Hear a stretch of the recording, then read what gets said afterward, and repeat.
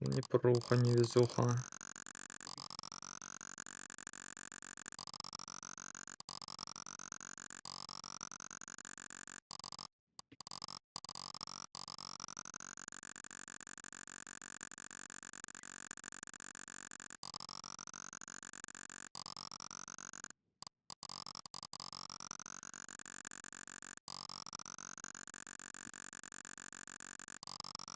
Он типа уверенно стоит на своем.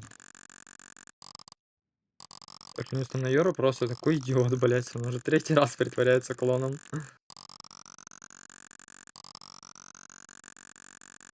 Блядь, четвертый его только что Скайуокер убил, нахуй.